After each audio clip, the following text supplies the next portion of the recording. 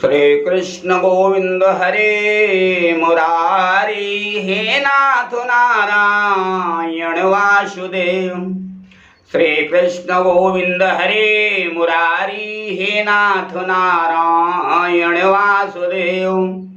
श्री कृष्ण गोविंद हरे मुरारी, हे नाथ नारायण वासुदेव।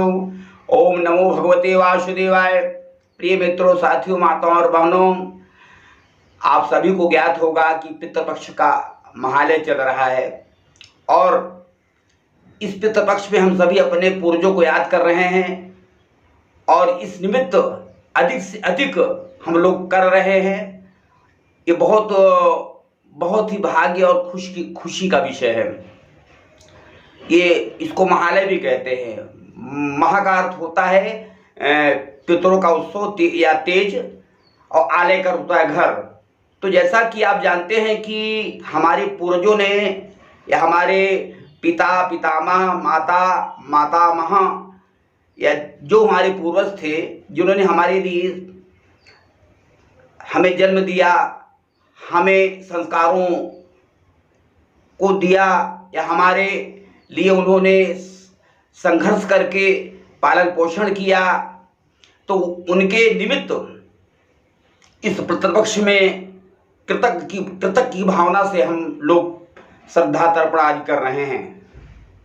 तो अपने पूर्वजों के सुधा निवृत्ति के लिए जो अन्नदान और तृषा निवृत्ति के लिए जो जलदान तर्पण किया जाता है, उसको श्राद्ध कहते हैं।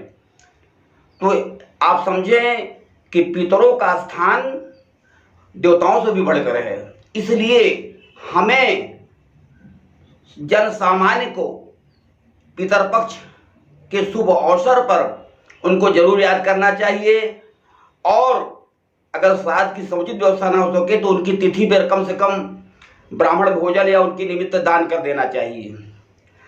अगर चूंकि ब्रह्मवर्त पुराण में साफ साफ दिया हुआ है कि अश्विन मास की प्रतिपदा को यमराज पितरों को छोड़ देते हैं, ताकि वो जाकर के अपने संतानों से श्राद्ध के निमित्त अन्न जल ग्रहण कर सकें। यदि आपने कुछ न किया तो पितर अतृप्त होकर के आपको शाप दे के चले जाते हैं। इससे आपके परिवार को आपको बहुत कष्ट उठाना पड़ता है। इसीलिए किसी न किसी रूप से हर संभव प्रयास करना चाहिए कि मूल तिथि पर या उस तिथि पर जो हो सके अधिकम फलम अवश्य प्रयास करके अपने पितरों को प्रसन्न करने के लिए, अपना उद्धार के लिए अवश्य प्रयास करना चाहिए।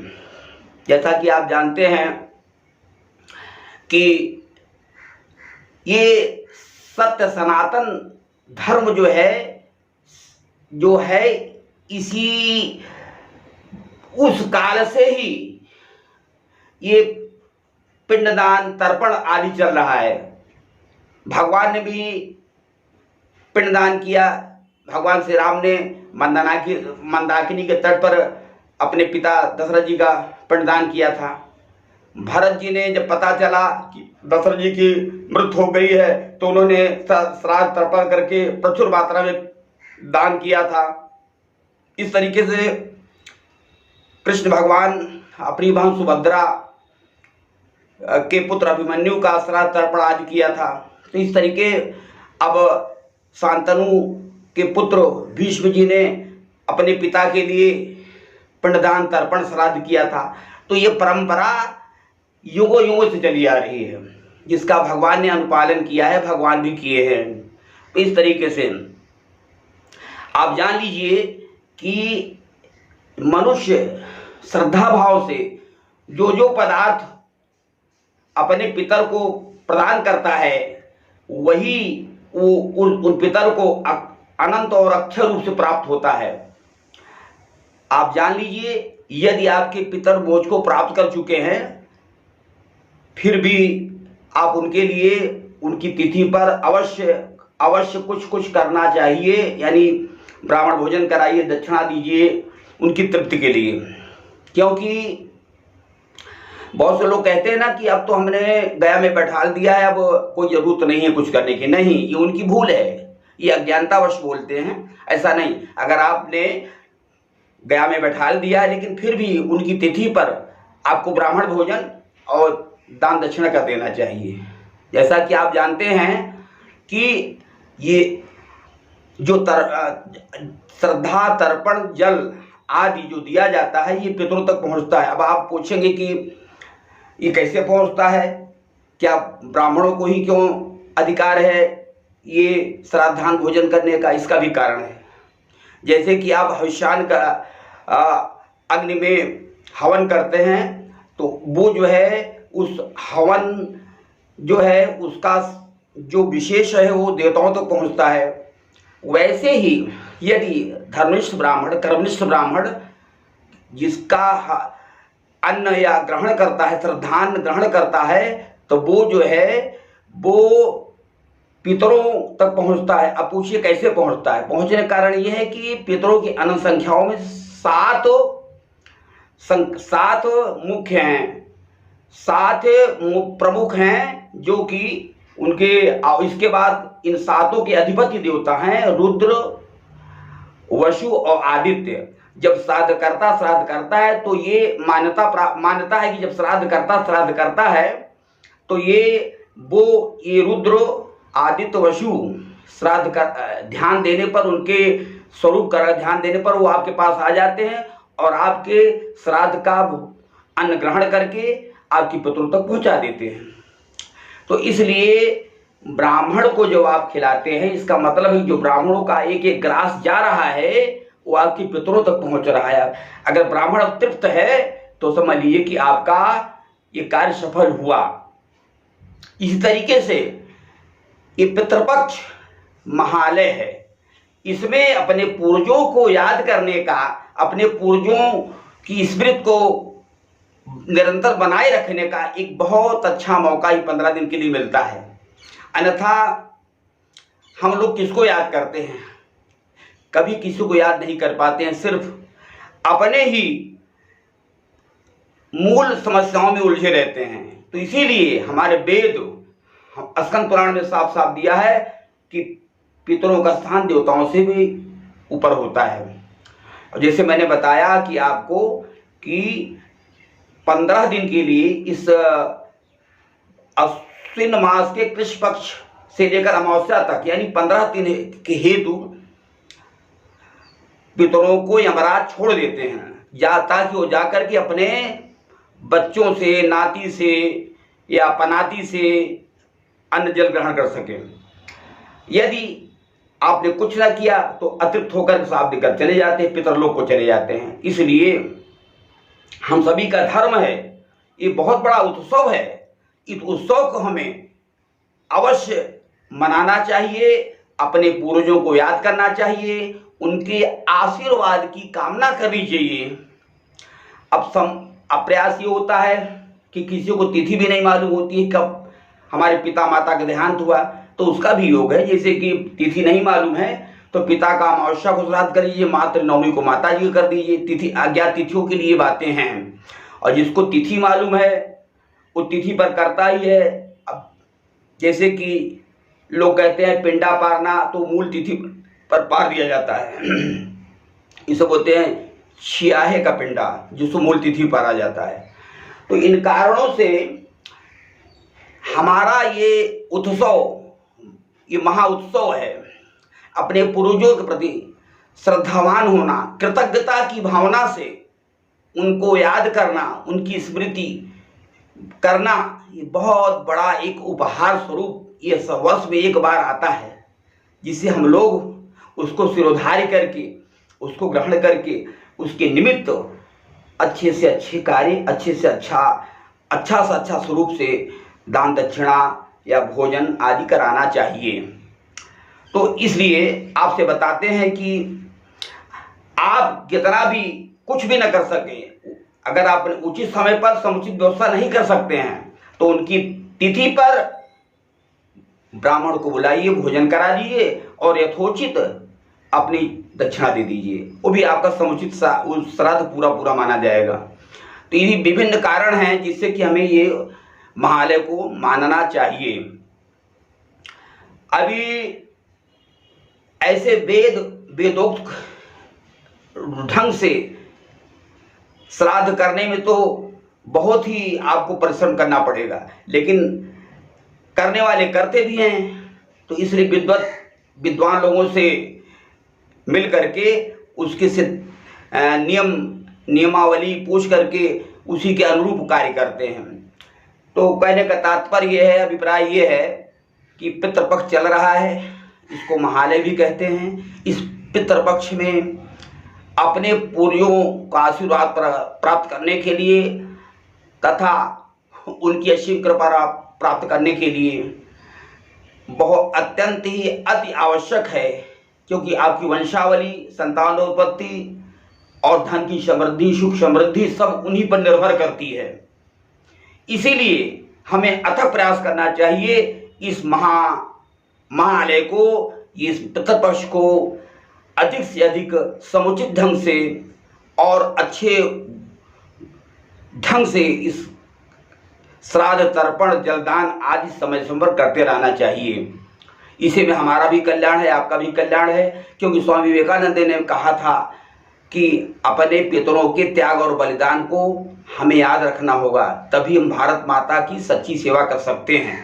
उनका कहने का जो संकेत था यही था कि हमें अपने पूर्वजों के त्याग बलिदान को याद करना होगा, जिससे हम उनकी भारत माता की सच्ची सेवा कर सकते हैं। इसमें बहुत गूढ़ निहित अर्थ छिपा हुआ है उनको याद करने का। इसमें उनको याद करने का इस पितृपक्ष में अधिक से अधिक हम लोग सपरिवार इकट्ठा होकर के उनके स्वरूप का ध्यान करके, माता पिता, नाना नानी, जो भी आपके 3 पीढ़ी तक रहे हों, वैसे तो 7 पीढ़ियों तक का वर्णन किया जाता है, लेकिन 3 पीढ़ियों तक ही आदमी कर दे तो बहुत ही उत्तम है। 3 पीढ़ियों को याद करके और अपनी सामर्थ्य के अनुसार अपनी संकल्प करना चाहिए, हमें नियम से, ढंग से उनको तर्पण, जल आदि देना चाहिए और उनको विषय में उनसे भगवान से प्रार्थना करते, हे रुद्र, हे वसु, हे आदित्य, हमारे माता पिता कहीं भी हो, किसी भी रूप में हो, हे ब्रह्मांड के नायक, हे अखिल विश्व के नायक, तीनों लोकों के स्वामी, हम आपके चरणों में कूट को प्रणाम करते हैं। हमारे माता पिता जहाँ भी हों, जिस योनि में हों, जिस रूप में हों, उनको ही हमारा जल तर्पण प्राप्त हो, श्रद्धान प्राप्त हो। तो ये आपसे बताया मैंने ना कि अधिपति जो हैं 3 हैं, 7 के अधिपति 3 हैं। जो जब आप देते हैं तो वो जो भोजन है उसी में वो आकर ग्रहण करते हैं, तो वो जो है प्रतिष्ठित हो जाता है। किसके प्रतिष्ठित हो जाता है? आपके पितरों को। इसीलिए तो कहने का तात्पर्य है कि पितृपक्ष हम लोग एक उत्सव के तरीके से मनाना चाहिए। और कुछ लोग कहते हैं कि इसमें हमें पितरों में 4 दिन डोम का है। अब बताइए, बड़ी सोचने का विषय है। अब बड़ा अच्छा प्रश्न किया। लोग कहते हैं अरे भाई डोम का क्या है, ये तो एक परंपरा चली आ रही, ट्रेडिशन, इसको अंधविश्वास से मानते हैं। किसी भी दृष्टिकोण से ये उचित नहीं है। जब से ये पितृपक्ष स्टार्ट होता है, प्रारंभ होता है, तभी से आपको जलदान या आपको तर्पण, श्राद्ध अपने पितरों के निमित्त शुरू कर देना चाहिए। तो इस तरीके से कई लोग प्रश्न पूछ बैठते हैं कि हम घर की पूजा करें कि न करें, क्योंकि पितर पक्ष लग गया है। अब बताइए, क्या आप भोजन नहीं करेंगे? जब आप ये प्रश्न ऐसे लोग सामूहिक, मतलब कि लोगों की भावनाएं, लोगों के जो प्रकट होती हैं, लोग पूछते हैं, बड़ा ही आश्चर्यचकित होने वाला है कि आप भोजन नहीं करेंगे, घर की पूजा तो आप नहीं करने को कह रहे हैं, नहीं करेंगे तो क्या आप भोजन भी छोड़ दीजिए। तो प्रश्न ये उठता है कि तमाम ऐसी चीजें हैं जो इस विषय में सारगर्भित हैं और इनकी समस्या का समाधान सिर्फ योग्य आचार्य ही करता रहता है। तो हम लोगों का ये सार्थक प्रयास होना चाहिए कि जो अंधविश्वास में लोग पड़े रहते हैं उनकी समस्या का निवारण अवश्य करना चाहिए, समझाना चाहिए। भाई मानो न मानो खुशी आपकी, मैं मुसाफिर हूँ कल अपने घर जाऊँगा। तो इसलिए वो माने या न माने अलग बात है, लेकिन हमें उनकी समस्याओं या उनका जो अंधकार है उसको दूर करना चाहिए। तो इसलिए पितृपक्ष चल रहा है। इस पितृपक्ष में सभी आनंद से रहें, खुशहाली से रहें, सभी के पूर्वजों की असीम कृपा उन पर बरसे। गाय कौवा कुत्ता को भी आप अन्न प्रदान करिए, क्योंकि किसी ना जाने किस भेष में नारायण मिल जाएं। किसी भी रूप में, स्थूल में, सूक्ष्म में, किसी भी रूप में आपके पूर्वज आपके द्वार पे आ जाते हैं और आपका अन्न ग्रहण करते हैं। यदि आपने ऐसा कुछ नहीं किया तो अतृप्त होकर के फिर वो शाप दे करके पुनः पितरलोक को चले जाते हैं। अतः आपको हर काम छोड़ करके इस महालय में, इस पितृपक्ष में अवश्य जलदान, तर्पण, पिंडदान सब कुछ करना चाहिए। क्योंकि हमने बताया कि हमारे भगवान राम ने, भगवान कृष्ण ने, भगवान आप मतलब कि उन्होंने इस कार्य को किया, क्योंकि ये जो है वेदोक्त चीजें हैं जो कि अनंत काल से चली आ रही। भगवान राम के समय से, भगवान कृष्ण के समय से चली, उन्होंने ऐसा किया। तो क्या हम लोग मानव में, इसलिए जैसे कि आप इस गंगा में स्नान करने से, ध्यान करने से आपके पाप आदि नष्ट होते हैं, बात सत्य है। तो इस कलिकाल में गंगा जी का स्नान, ध्यान, तर्पण जो आपके पापों को नष्ट कर देता है। इसलिए वैसे ही इस पितृपक्ष को यथोचित मनाने पर, क्षमता अनुसार मनाने पर, लग्न श्रद्धा ही श्राद्ध है, श्रद्धा ही श्राद्ध है। कृतज्ञता की भाव से इस कार्य को करने से आपके घर की सुख समृद्धि, सौहार्द, समरसता, प्रेम, आपका भविष्य उज्जवल ये बना रहेगा और आपकी वंशावली दिन पर दिन तरक्की करेगी। तो बहुत आवश्यक है प्रिय मेरे मित्रों, भाइयों, मैं आपको बहुत बहुत धन्यवाद देता हूँ।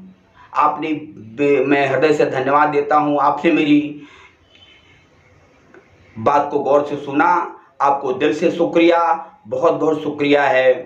लेकिन ये शुक्रिया के साथ साथ एक आपसे प्रेयर भी है, प्रार्थना भी है। आप जरूर करिए कि हमारी इस अनुभव को जरूर शेयर करिए, जिससे कि अगले आदमी को भी कुछ इन बातों को संज्ञान में ले सके, औरों को भी फायदा हो। इन्हीं के साथ आप सभी को प्यार, स्नेह, आशीर्वाद। जय श्री राम।